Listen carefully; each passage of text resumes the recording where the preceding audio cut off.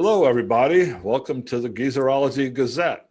We're going to try, Bob and Dan and I are going to try something new today. We have been sort of combining a discussion of news items and also an album discussion together. And these videos have been going really long. So we decided, you know what, this might be a better idea just to break these things in two and do a series of news discussions, do a series of album discussions, post them as separate videos, and that way it might give us an opportunity to have a little deeper discussion on some of these things. Instead of trying to cram in everything into one long video, we'll try to do two shorter videos. But anyway, our first edition of the Geezerology Gazette. And Bob, our intrepid reporter, has some news items he wants to share with us. Earlier, we talked about Neil Young and John Mellencamp. So anyway, the lineup for Farm Aid 2021 has been announced. And both of those performers have been linked to Farm Aid since its very inception. And the charity's board of directors, which includes Willie Nelson, Neil Young, John Mellencamp, and Dave Matthews, along with Margot Price, who was recently inducted, will all perform at the festival, as will Sturgill Simpson, Tyler Childers, Lucas Nelson, and Promise of the Real, and they have recorded with Neil Young, Nathaniel Rateliff and the All Night Sweats, Betty Levette, and other performers. And Farm Aid is going to take place at the Xfinity Theater in Hartford, Connecticut on September 25th. Now, I don't know about you guys, but I never would have thought of Connecticut as being the heart of farm country, but, you know, I guess you go where you have to go. Anyway, tickets for that show went on sale Friday, July 23rd. Now, this one's going to be a particular note for you, Dan. Time is definitely on the side of the Rolling Stones. They announced earlier this week that they're relaunching their U.S. No Filter tour, which had been derailed by the pandemic. And that concert tour is going to kick off in St. Louis on September 26th. The 2021 No Filter tour begins at the Dome at America Center in St. Louis. And then they're going to have rescheduled stops in Charlotte, Pittsburgh, Nashville, Minneapolis, Tampa for you, Scott, Dallas, Atlanta, Detroit, and Austin. They've also added 3 new dates, which includes the New Orleans Jazz and Heritage Festival, their first time playing there, and then Los Angeles and Las Vegas. And I believe, so the Dome at America Center, Dan, is that like a stadium or arena? Or yeah, is that the old Checker Dome? No, it's where the Rams played their football. Downtown. Yeah, when they weren't playing it for football, they would convert it to like big shows, like auto shows, boat shows, things like that. It used to be called the Edward Jones Dome, right? Yes, yeah. And it's pretty good capacity. I think it's in the 20s.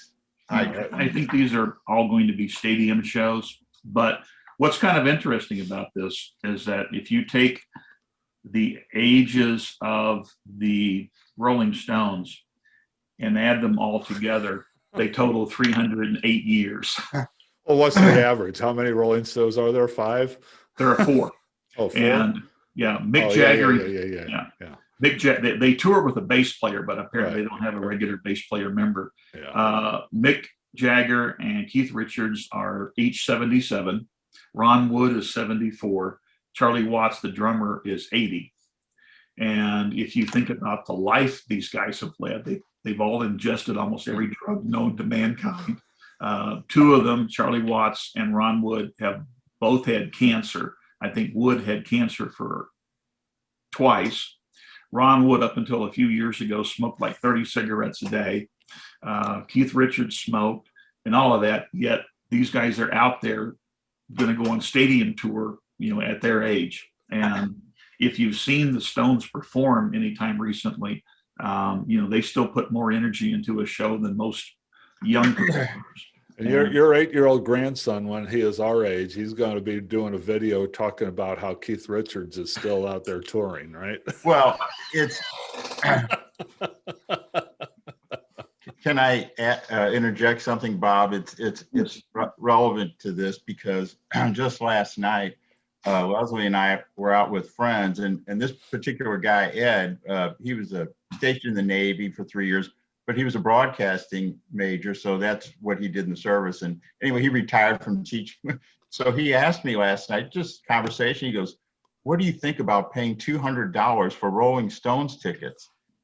He said, "Isn't that kind of high?" I said, "Ed, Rolling Stones, they're still walking and talking and playing." And, he told me, he says, "I never went to many concerts when I was young because I just didn't have the money." I said, so it sounds like he's going, but I mean, can he afford it at this point? Yes, he retired a year ago and their house is paid for in a nice suburb of St. Peters, Missouri. But I said, "No, you'll probably pay $200. I don't know if he meant per ticket or for 2 tickets, but it's the Rolling Stones. I think Keith Richards particularly has occupied a space that few people can.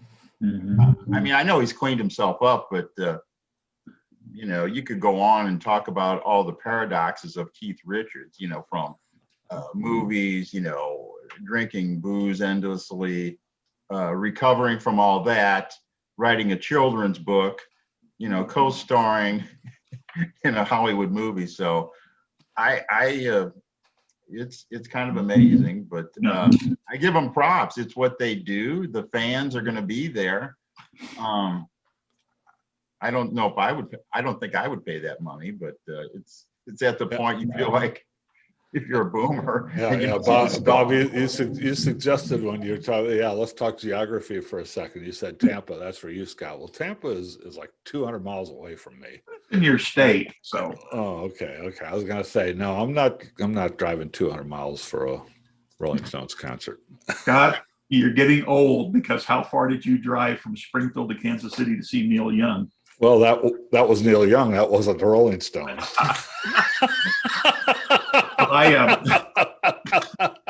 We all have our priorities. Yeah. I saw the Stones in Kansas City in 2015, and I paid about $150 for my ticket.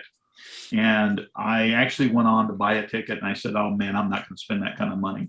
So about an hour later, I said, "It's the Rolling Stones. It's a bucket list thing." So I went back and I bought the ticket, and I'm really glad that I went. It was a great show.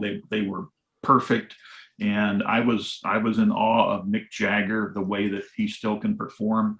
And I read somewhere that they've estimated that by the time he finishes the show with all of his moving around on the stage, they estimate he travels about 12 miles. And I also read that Jagger still does intense daily workouts, to stay in the shape that he's in. So give him props. The only ironic thing is I read somewhere, I remember reading a quote from Jagger way back in the day that he said, "I don't want to be a middle-aged rock and roll star." But I guess senior citizen rock and roll star is okay. But yeah, he would have to maintain a pretty good, workout schedule and diet. I think he's probably vegetarian or near vegetarian too. So they said that he has a very strict eating regimen. And I read 4 or 5 hour workout every day. I don't, so yeah, he's pretty, he has taken very good care of himself over the years.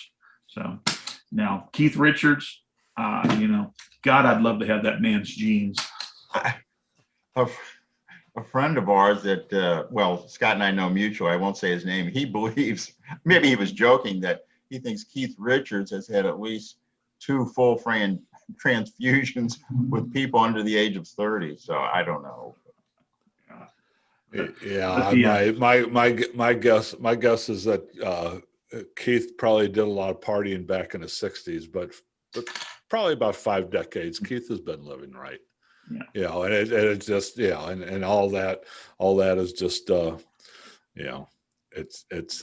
it's a marketable reputation. So actress Valerie Bertinelli, who was the first wife of guitarist Eddie Van Halen, has done an internet smackdown of controversial blues rocker Eric Clapton, who recently announced that he would not play gigs where proof of vaccination is required. So in response to a news piece about Clapton's decision, Bertinelli shared a photo of her, Van Halen, and Clapton from back in the day, captioned simply with "Once a dick, always a dick." And then some Twitter users responded to Bertinelli's post, and they took the statement as a cue to share Clapton's infamous 1976 stage rant, where he endorsed far-right anti-immigration politician Enoch Powell, used copious racial slurs, and demanded that foreigners leave the country to, quote, keep Britain white, end quote.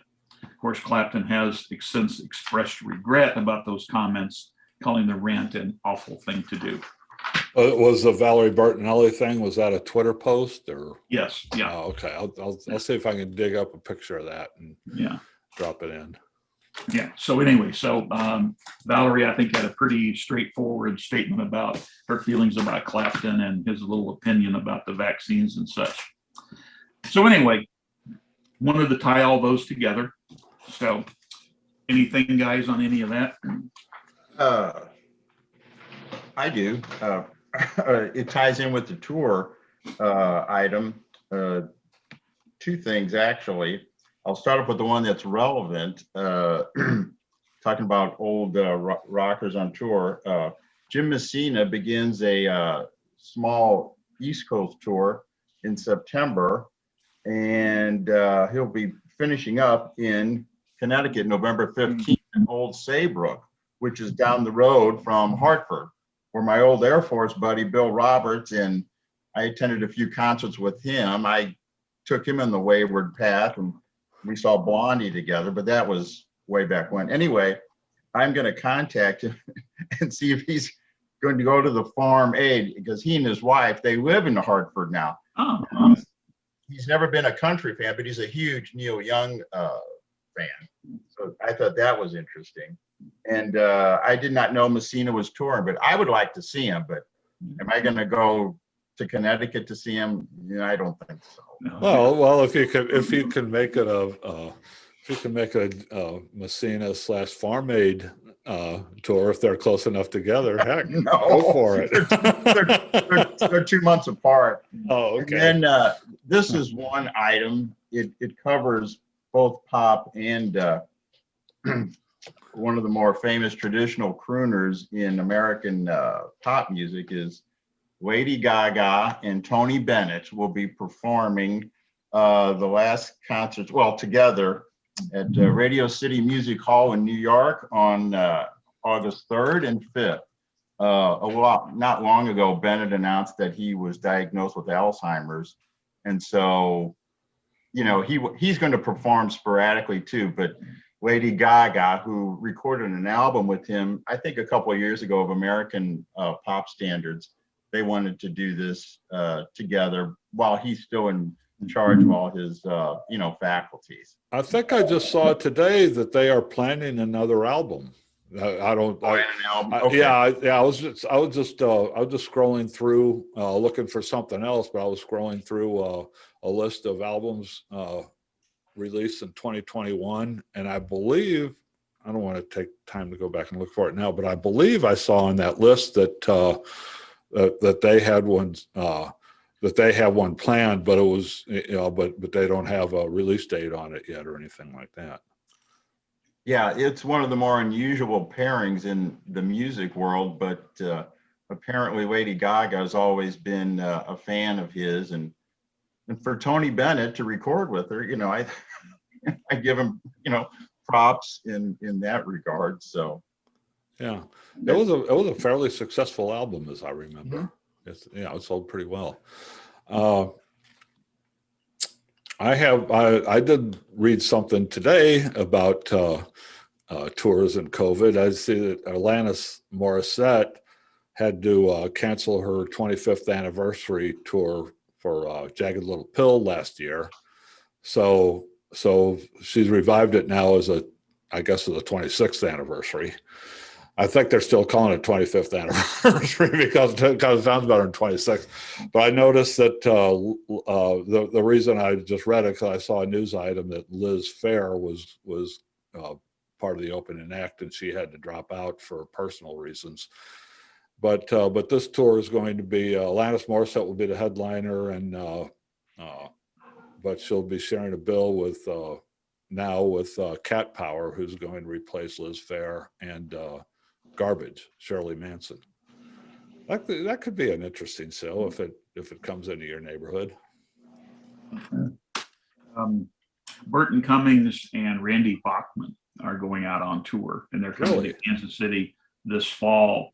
Oh. And I've been debating about getting a ticket to the show. I saw them a few years back when they came through KC, and it was a great show. And, you know, I love Cummings and Bachman from their Guess Who days, but I'm hesitant to do it because I'm still not comfortable going back into a concert hall yet. So I'm debating about what I'm going to do there. So Yeah, I'm still more of a speed where I'll probably buy a ticket to an online show just yet. I'm not all about big crowds yet.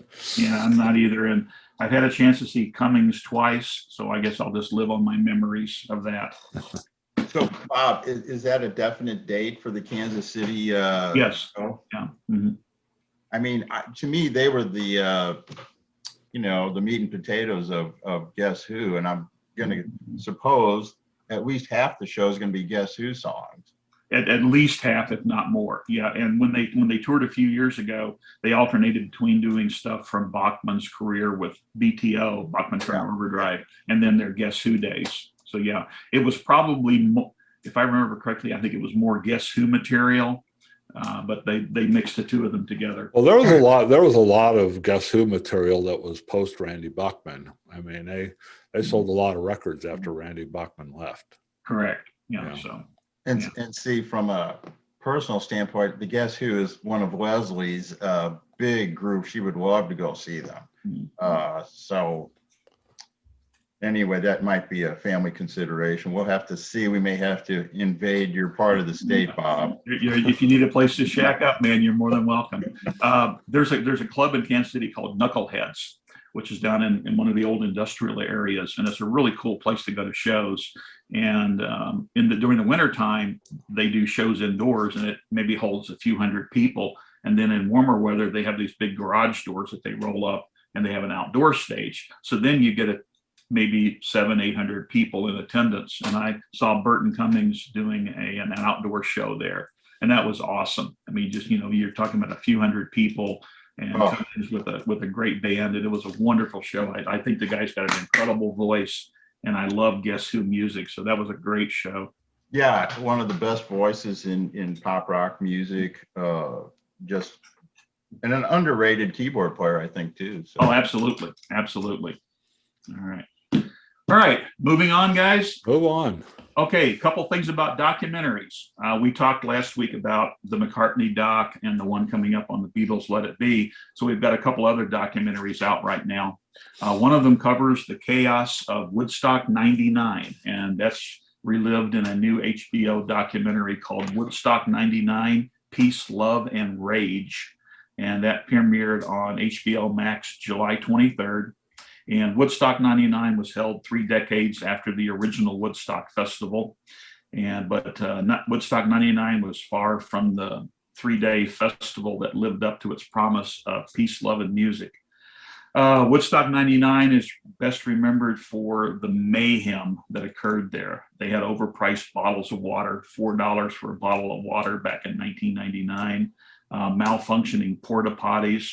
And Woodstock 99, you had people playing in the mud just like they did at the original Woodstock. However, that mud was caused by overflow from the porta potties, so they were actually playing in sewage. They had fights, crowds setting fires, looting, vandalism, and then multiple reports of sexual assault. And then they said they had something like more than 400,000 attendees who were there in scorching heat and suffered from poor planning. And the film features interviews with organizers Michael Lang, who was from the original Woodstock, and various musicians who performed there. And there's a quote in the Moby is interviewed, and he recalls in the documentary, "We got off the bus and I thought something's not right." So you want to talk about the master of understatement. So anyway, that's on HBO Max right now. Today, by the way, today is the anniversary. It ran of that. It ran July 22 through July 25. of 99. So that was 22 years ago. Today was the last day of that. I'm just looking to see who appeared there. I see George Clinton, P-Funk. There's a lot of bands. There's a lot of names I don't recognize. Yeah, there was definitely performers of the day. James Brown was there. Sheryl Crow was there. Bush. Korn, Creed. Yeah, Moby. Yeah, a lot. Man, there was a lot of bands there. But many of them who have been who've probably gone into the trivia books. Mhm. Oh, Willie Nelson actually played on the last day, July 25th. Brian Setzer, Elvis Costello, Red Hot Chili Peppers, Creed featuring Robbie Krieger.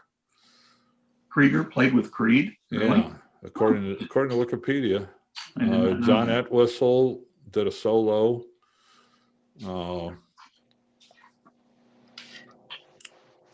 Mike Ness, who we talked about the other day, Mike Ness of Social Distortion. Okay. Metallica was there, Rage Against the Machine, Limp Bizkit, Alanis Morissette was there, Kid Rock, Wyclef Jean, Dave Matthews, Counting Crows. Okay, now that I'm getting further into the weekend when all the headliners started to play. Okay, that was a pretty big event. It didn't go very well. Yeah. So, and I guess you could probably draw lots of discussion and debate about why the two events were so drastically different, but that's for another time and place. Yeah. Okay, the other documentary, PBS has launched a new documentary series called Icon: Music Through the Lens, which explores the history and importance of music and concert photography. The 6-part series premiered July 16th and will air on Fridays through August 13th.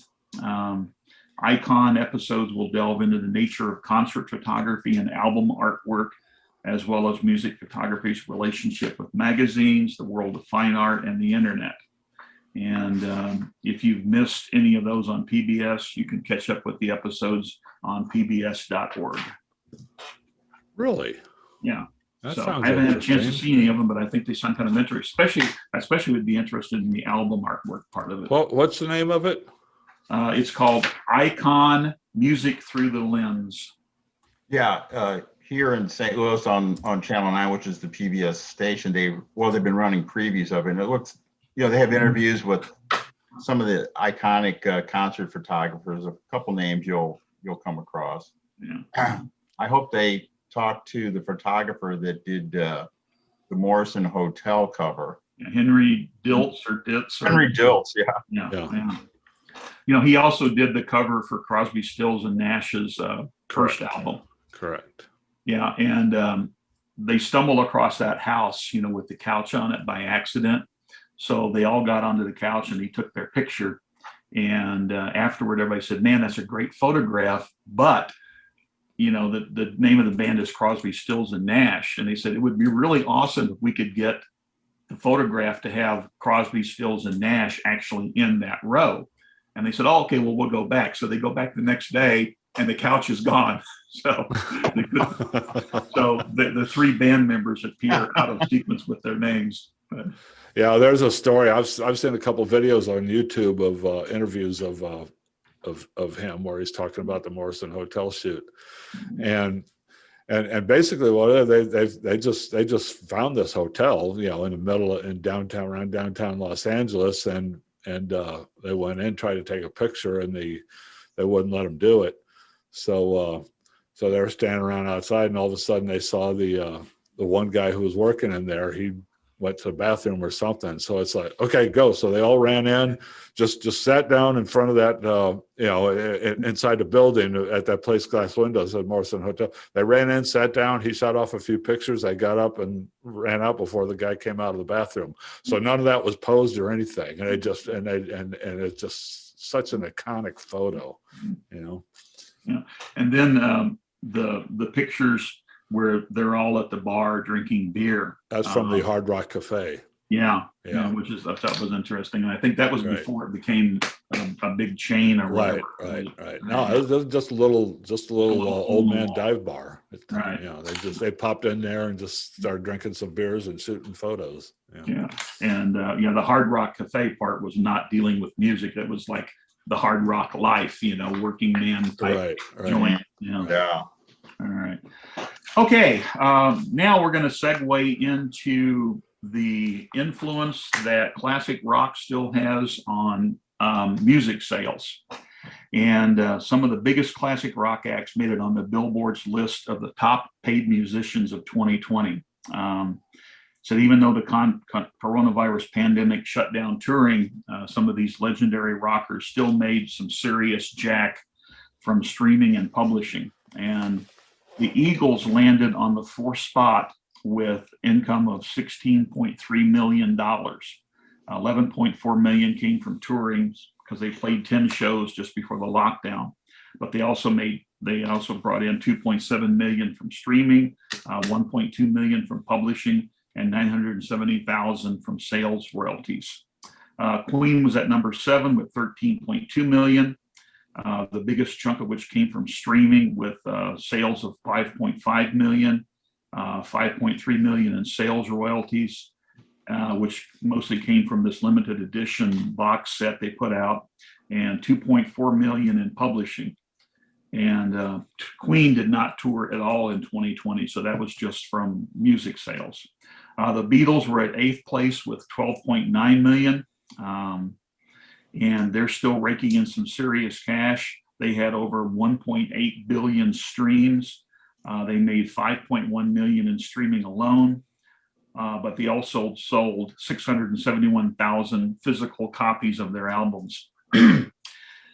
Let's see, also on the list, AC/DC at number 13 with 10.1 million, Metallica at number 18 with 9 million, Pink Floyd at number 20 with 8.8 million, Fleetwood Mac at 29 with 6.6 million, Tool at 32 with 6.17 million, Kiss at 33 with 6 million, the Rolling Stones at 34 with 5.96 million, Billy Joel at 39 with 5.49 million, and Aerosmith at number 40 with 5.35 million.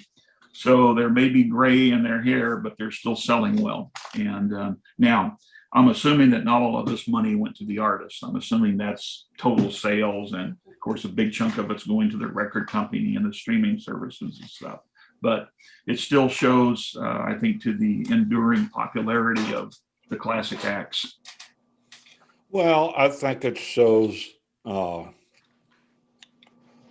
I think it shows that they are now in a different marketplace than contemporary musicians are now. It's a completely different marketplace, and you can't really compare. I mean, there's no comparison there. It's like, I keep saying these things come out, and Queen and the Beatles and the Eagles and all this stuff are still the ones making the big money. Well, yeah, but they're but they're they're in a different place than what newer artists are in. So you can't really make that comparison. Well, it's apples and oranges. It's apples and well, oranges. I don't know. The Eagles were number 4. So yes, there were 3 artists above them that had bigger sales.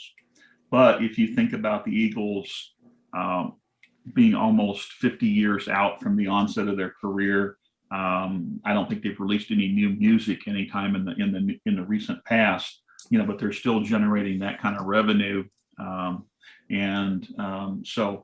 I think it's kind of I mean, the Eagles fan base and the Beatles fan base are of an age and of a generation that are still buying music, and the big thing that's going on now is all these old catalogs are being repackaged in box sets, so they're getting these new sales, everything. But, newer artists don't, they don't have that material that they can sell that way. Well, true, but my question is, some of these artists, like the artists that are above the Eagles, say number 1, number 2, and number 3, 50 years from now, are they still going to be generating the sales that the classic rock artists are still generating? And I mean, I can picture 20, 30 years from now, people still buying and listening to Beatles music. I think it's just timeless. But anyway, that's. Well, 50 years from now, people are not going to be buying Beatles albums. I don't know about streaming, but you don't. That's kind of my point, is that people the new marketplace is not in physical media. Well, no, it's not. Okay. But these people are still being streamed very heavily alongside the new artists. And all of the classic rock shows that I've been to over the last few years or so, you see a huge, huge percentage of the audience being young people who were born before these artists, who were born well after these artists even started, making music. So, I think we're looking at a thing where these classic artists are cross-generational, whereas the other artists are not. And my question is, will these young artists performing well today be cross-generational 20 or 30 years down the road? Well, it's much easier to be cross-generational going forward than it is going backwards. Like, because if like your daughter grew up basically listening to Led Zeppelin, whoever you play in your house, so she's got to be familiar with that growing up. Now, you have no idea who so and so is at number one right now and is very popular right now. So she's not gonna be moving backward to grab your attention. Well, I know that I'm not as immersed in pop culture of today as I was the pop culture of my youth. Right. But your kids were when they were kids, and they still have that background. And maybe it's the old geezer in me, who doesn't want to let go of my past. But I think that the music of our generation was a unique thing that is likely never to be duplicated again.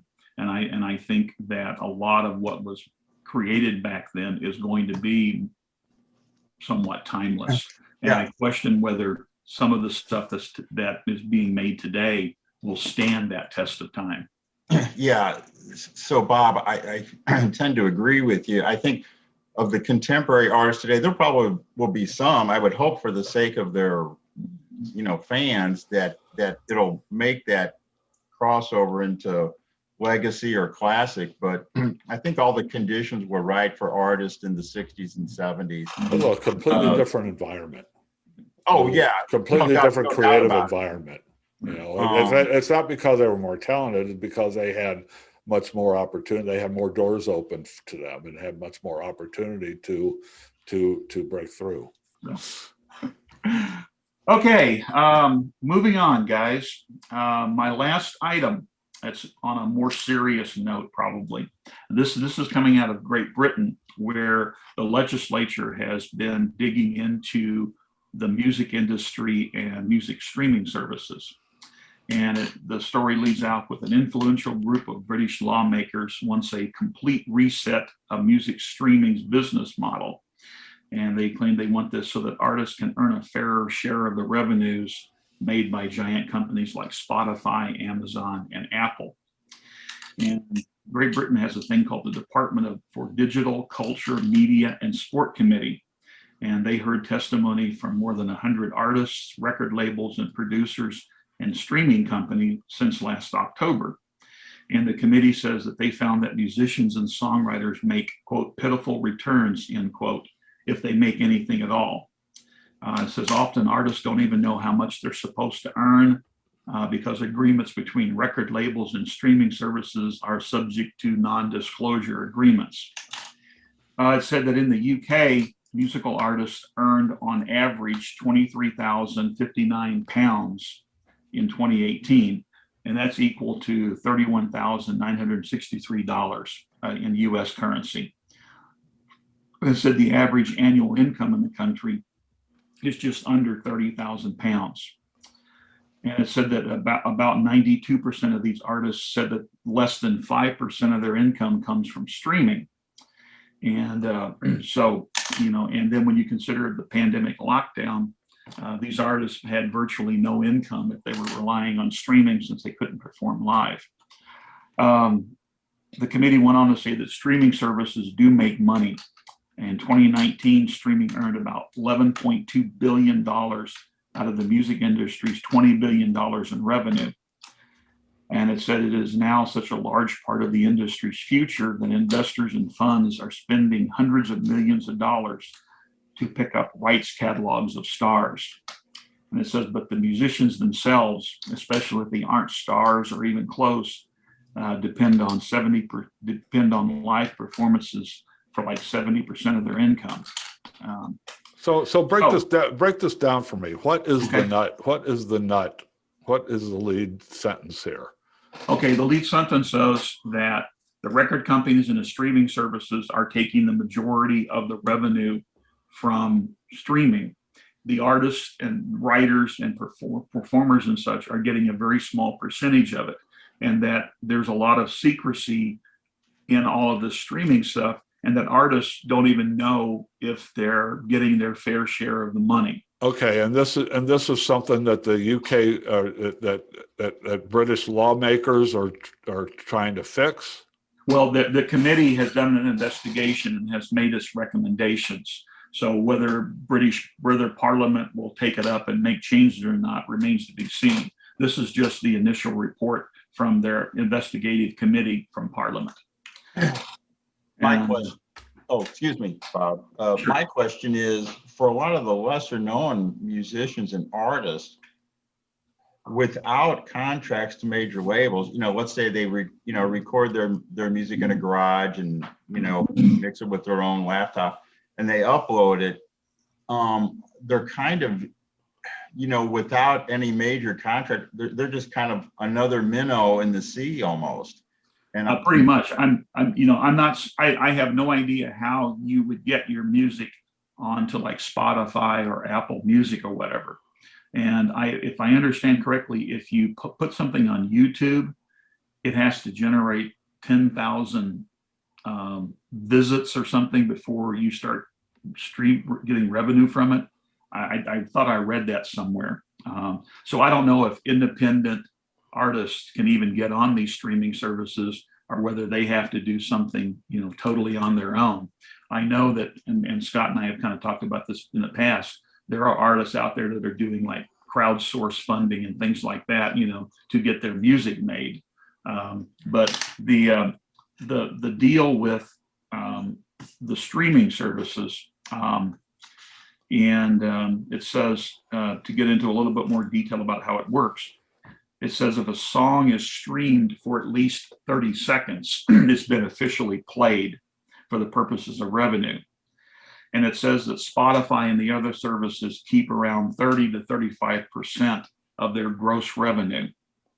Then it says every month, like Spotify will sum up the number of times a particular record label's songs were played and pay out an agreed upon percentage of the revenue earned by the service that month. And then in turn, the record label retains a large part of that percentage and distributes what's left to the artists. And then that has to, be spread amongst the performers, the writers, and all of that. And I read in a separate thing that, like, if you're a songwriter, and let's say, and I'm not saying she does this, but let's say you wrote a song that Taylor Swift wants to record. Well, then Swift can say, okay, I'll record your song, but I want to be put on there for songwriting credits. And then Taylor Swift will take a percentage of the proceeds that would have gone to the songwriter. So you're sitting there as a songwriter, and if you say, no, you're not taking part of my writing revenue, then they'll say, okay, fine, we won't record your song. So bring this back. Bring this back. The point here is that this legislative committee or whatever is going on over there, Mm-hmm. are they saying that the streaming musicians are the streaming companies are they're hiding things, or what Yes, are they because- saying? Okay, well, it's a complicated issue, so let me get to that. That's at the back part of it. Okay, it says that I'm trying to figure out what the current issue is here. okay, Yeah. let me get to that. So it says the system calls for artists to take record labels at their word, and for record labels to take streaming services at their word. And it says everyone has to trust the algorithm that selects and serves up music according to personal taste. And it says that no artist or label can peek inside the algorithm to see how it works. Now it says artists and labels have the legal right to audit streaming services every 2 or 3 years to ensure that song plays aren't being underreported. But the committee said in the reality, it doesn't actually work that way. And they quoted a music accountant. He says, I am constantly met with much resistance, and there are always reasons why the data is not available, according to Colin Young, a music accountant. He said, when audits do happen, music creators often find evidence of underreported song plays and money that should have been paid out but wasn't. And then another quote, every single time, and I am not making this up for dramatic or comedic purposes, I have audited a label, I have found money, said musician Nile Rodgers. Sometimes it's staggering the amount of money. So what they're saying is that the streaming services have this algorithm that is secret, and the streaming services will tell a record label, hey, you know, your artist XYZ, he got played X number of times, so we're going to give you this much money. So then the record label in turn tells artist XYZ, well, they said you got played this many times, so here's your percentage of it.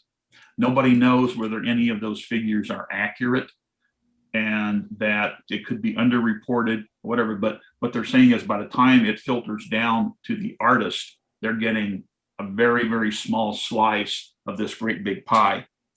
Why is this an issue that lawmakers feel like they need to get involved? So they're saying that deciding how to apportion revenue is difficult because no one can actually figure out what a streamed song is exactly under current copyright law. And they're saying the debate is it a sale the way customers used to go out and buy CDs? Is it a rental of a song for a period of time? And so here's a quote from a guy who's Spotify's chief legal officer. He said, it is hard to find analogs in the physical world of what streaming is. The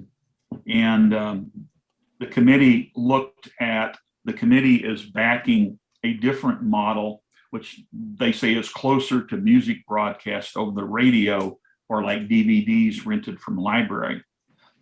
So under copyright law, this would accord musicians equitable remuneration, quote, splitting revenues 50-50 with record labels. And so the government, and I don't know, this is the UK government, it's not our government. And maybe I'm trying to put the filter of US laws on this when I shouldn't be, but is the end game here that these legislators want to more regulate this industry to make it basically treating it as a monopolistic industry and trying to regulate it and change it? Well, I think what they're looking at is they're wanting to bring transparency to the industry. They're wanting a more definitive. But my point is, why is this something that that legislators feel that they need to get involved in this? Because they're taking it on as an issue because of their feeling that the performers are being, I guess my words here, cheated in this system. and that they're not getting their fair I understand, but why do they feel that this is a matter for legislation? because I think they're wanting to get into the copyright laws thing. They're wanting to regulate and determine how the revenue is derived from this. And So they don't like the way a particular industry is working, so they're going to, so they want to legislate how that industry operates? well, I guess that would be my inference from it. Okay, I'm just getting into a news article. So that's something. I mean, if that were going on in the United States, I'd tell them, go. Well, we have That's none of your damn business. Well, but yeah, it is. I would think so because we have all kinds of regulations on various industries. And the music industry, why should it be exempt from regulation governing how it operates when we do it for all the other industries? And like I say, we have broadcast laws that This is clearly something. define. But at least in the United States, I mean, this is the kind of stuff that's more dealt with in a court system than the legislative system. Britain's laws may be different. Yeah. Excuse me, Bob, can I jump in for a second? Sure. Did the Parliament, the reason they held these hearings was because there was a real big push or petition from a lot of the local English musicians and groups? Yes, that's the very next paragraph. It said back in April, more than 230 leading musicians, including Paul McCartney, Sting, Kate Bush, and Lily Allen, wrote a letter to Prime Minister Boris Johnson recommending the equitable remuneration model. And they said that a version of that has been in place since 2006 in Spain, where an agency collects royalty payments directly from the streaming services, and then it's dispersed to artists and songwriters. What Great Britain is looking at is they're looking at a system where it's a closed system. It's difficult to verify the numbers being reported either by the streaming services or by the record labels, and that at the very end of it, the artists may not be getting their fair share of it. Just like back in the old days when we sold records. Okay, we've heard story after story after story about musicians being signed to contracts and then never getting their share of the record sales and stuff, and that the record companies could hide true sales and do all kinds of things to prevent the artists from getting their share of it. And that's what they're saying here. And that it's like earlier when I read off about all of those sales from the classic rock acts, when it's like, well, they had $5 million in streaming revenue. That's not all going to the artists, so, if you're looking at 30 or 40% being siphoned off immediately by the streaming service, and then the record company taking its share, and then maybe the artists, are just getting, a few percentage points, and they have to take the word of the record label, and the record label is taking the word of the streaming services about how many, times their songs were played and stuff, this is a system that, I don't know exactly how this whole system works, but at least, apparently it's significant enough, for Parliament to take a look at it and investigate it. And I think it goes back to a quote from Hunter S. Thompson, who once said, "The music business is a cruel and shallow money trench, a long plastic hallway where thieves and pimps run free and good men die like dogs. There's also a negative side." But yeah, back in the day, if you were an artist and a record company thought, hey, your music's got potential, they would pay to put you into a studio, they would record your album, they would market it, they would distribute it, sell it, then they would say, hey, you sold 1 million copies of your album, and the album sold for $5. We're going to give you $1 out of each sale. So you wind up with $1 million.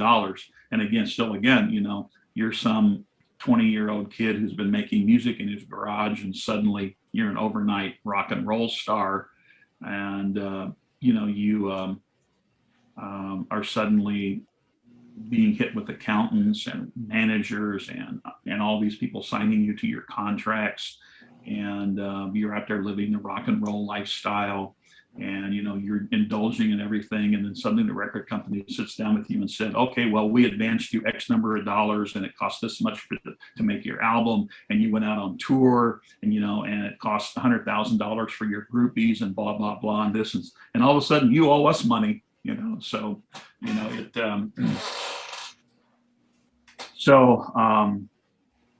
and when we talked about Let It Be last week, we all acknowledged how the Beatles decided they wanted to quit touring and just start making albums, and they had the status that they could pull that off and get away with it.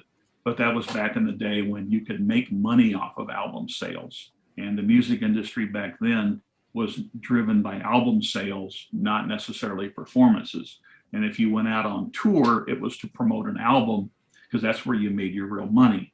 Now, these artists aren't getting anything out of their streaming services, and they're making their money from performances, which is why I think also you've seen concert prices, ticket prices escalate the way they have.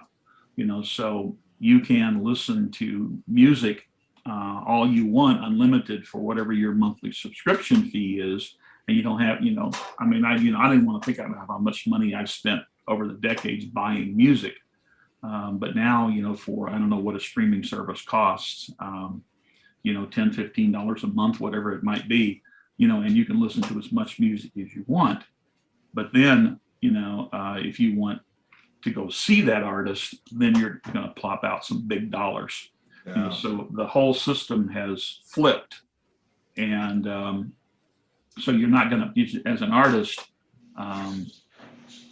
the only way you're making any kind of real money now is if you were big enough to drive. That goes back to my point that I was making about the classic artists and the new artists are working in completely different marketplaces. Right, and but the key takeaway to me anyway is, do we have a new system now where the people on the creative end of it are getting screwed and everybody else is making a fortune off of it?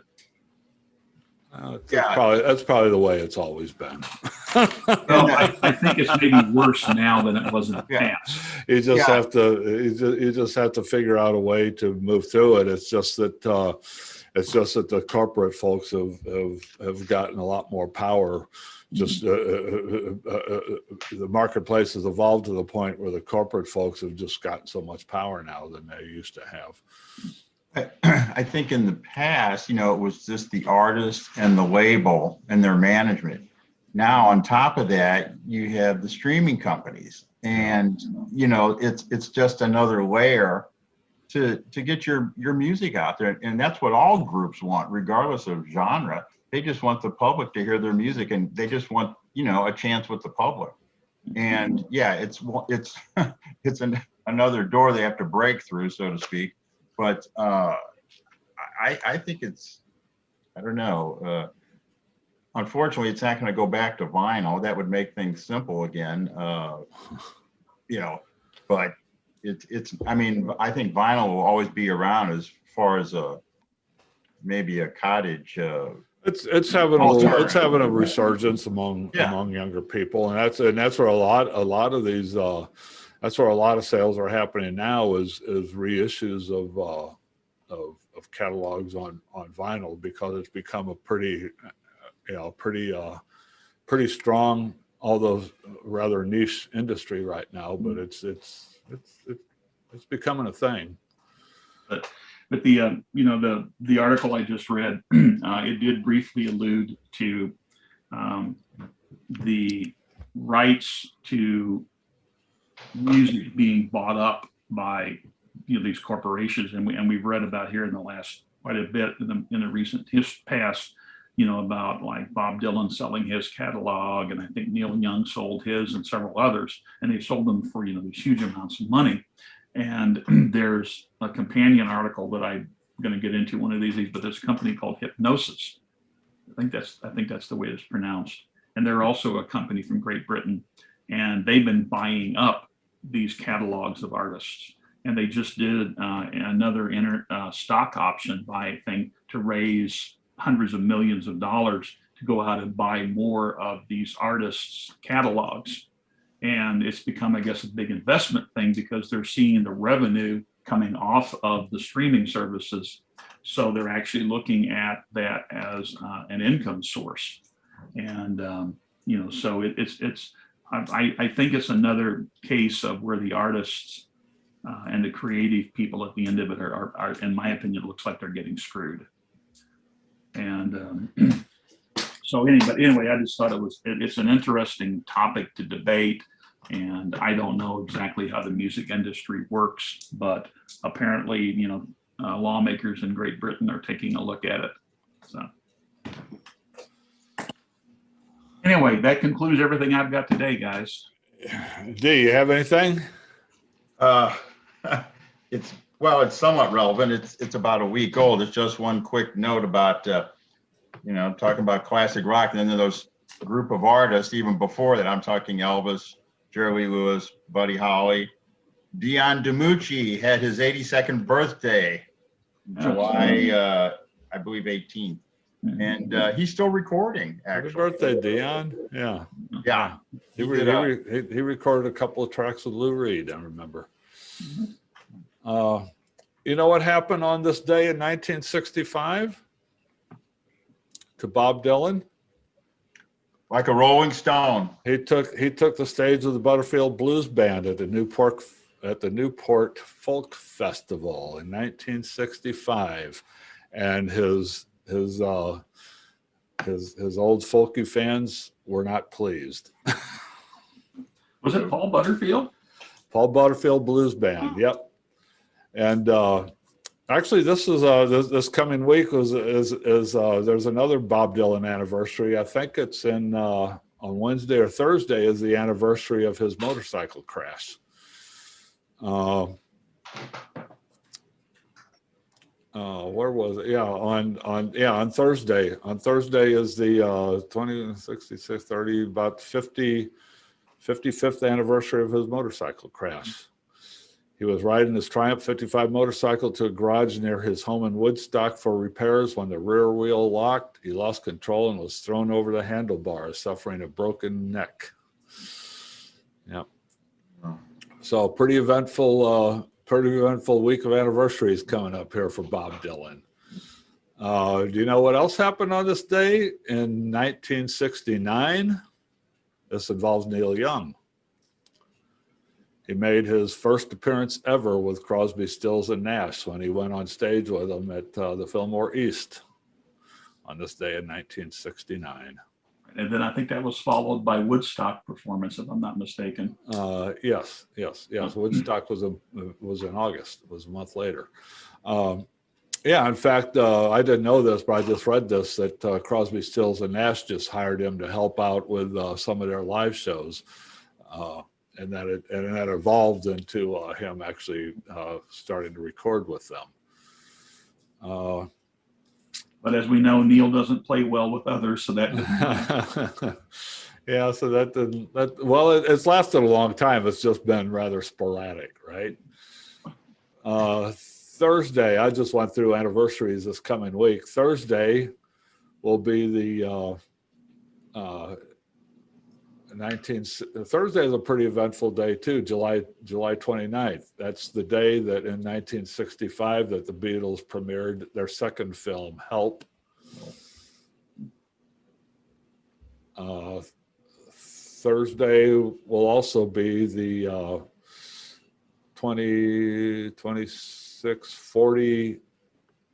47th anniversary of Cass Elliott's death.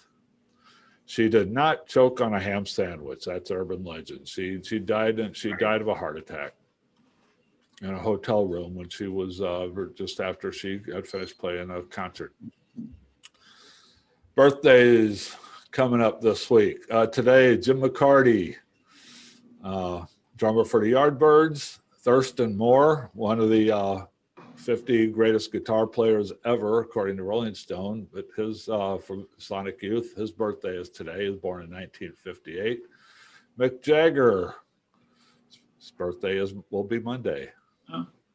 1943. Roger Taylor, drummer of Queen, his birthday will be Monday. 1949. Mike Bloomfield, who we just mentioned, his birthday will be on Wednesday, but he's long gone. Died of a heroin overdose in 1981. Pink Floyd keyboardist Richard Wright will have a birthday on Wednesday, but he's gone, isn't he? fortunately gone. Died of cancer in 2008. Another expired musician will have a birthday that day on July 28th. Steve Took, who was Mark Bolan's first partner in T-Rex. He died in 1980 when he choked on a cocktail cherry. Hey, Yeah, I guess living nobody a knew the long Heimlich life. maneuver. On Friday will be birthday for Geddy Lee, lead vocalist and bassist for Rush. And next Saturday, born in 1946, Gary Lewis. Gary Lewis on the Playboys, Gary Lewis's son. So I just kind of went through there and just kind of find what was going on this week, this upcoming week, till we can see you next time. Okay, anything else before we wrap this up? No, I'm good. Okay, that was our first edition of the Geezerology Gazette. Thanks for joining us. Come back. We'll try it again next week.